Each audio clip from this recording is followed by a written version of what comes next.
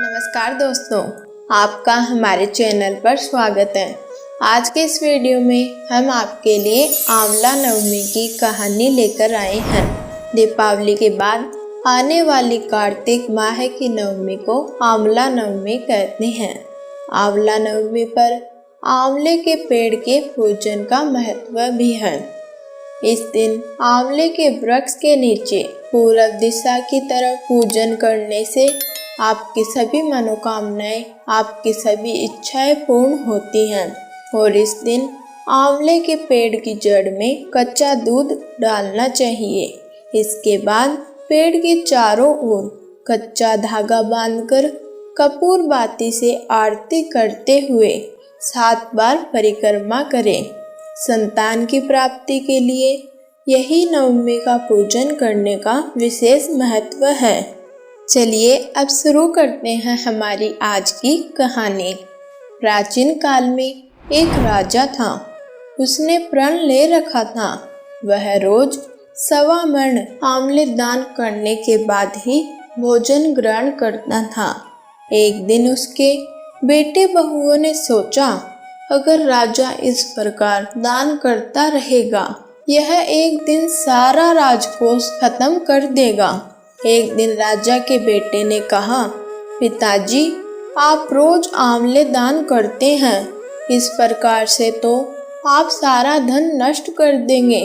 आप यह दान पुण्य करना बंद कर दीजिए। बेटे की बात सुनकर राजा को बहुत दुख होता है और राजा रानी उसी दिन महल को छोड़कर जंगल में चले जाते हैं। उस दिन राजा रानी आंवले दान नहीं कर पाते हैं और प्रण के अनुसार उन दोनों ने कुछ खाया भी नहीं।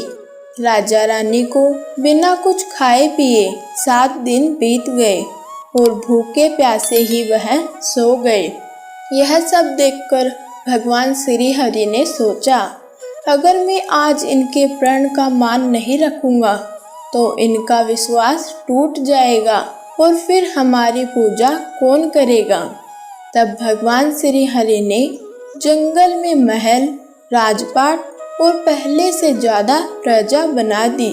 साथ ही आंवले के बहुत सारे पेड़ भी लगा दिए।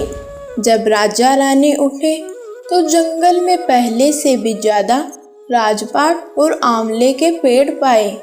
यह सब देखकर रानी ने राजा को उठाया और कहा, देखो आंवले के कितने सारे पेड़ हैं। चलो स्नान आदि से निवृत्त होकर आंवले दान कर भोजन ग्रहण करें। दूसरी तरफ राजा के बेटे और बहुओं के पूरे दिन शुरू हो गए। उनका राजपाट दुश्मनों ने छीन लिया और वह दोनों भूखे प्यासे भटकने लगे। एक दिन वह दोनों घूमते घूमते अपने पिता के राज्य में जा पहुँचे। उनकी हालत इतनी खराब थी कि उनके पिताजी ने उन्हें पहचाना भी नहीं और अपने यहाँ नौकरी पर रख लिया। और बेटा बहुओं ने सोचा, हमारे माता पिता इतने बड़े राज्य के राजा नहीं हो सकते, और वह उनके यहाँ पर नौकरी करने लगे। एक दिन बहू ने रानी के बाल बनाते समय उनकी पीठ पर एक निशान देखा। वह निशान देखकर उसने सोचा, ऐसा निशान तो मेरी सास के पीठ पर भी था। हमने उन्हें आंवले दान करने से मना किया और वह घर छोड़कर चले गए। अब पता नहीं वह किस हाल में है।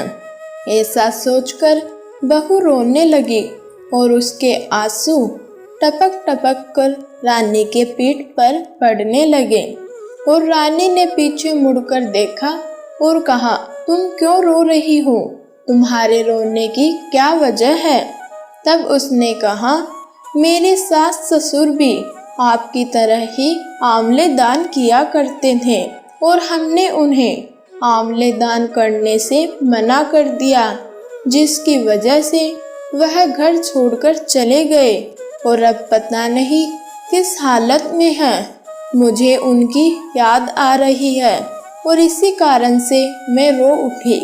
यह घटना सुनकर रानी ने अपनी बहू को पहचान लिया और उससे सारा वृतांत पूछा और अपना भी सारा हाल बताया।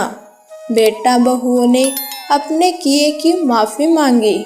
राजा रानी ने कहा, हमारे बुरे समय में रब ने हमारा साथ दिया, जिसकी वजह से हमें आज पहले से दोगुना राजपाट मिला। फिर राजा रानी और उनके बेटे बहू साथ में रहने लगे और खुशहाल जिंदगी जीने लगे। इस प्रकार हमारी आज की कहानी यहीं पर समाप्त होती है। आपको यह कहानी कैसी लगी कमेंट बॉक्स में कमेंट करें और चैनल को भी सब्सक्राइब करें। धन्यवाद दोस्तों।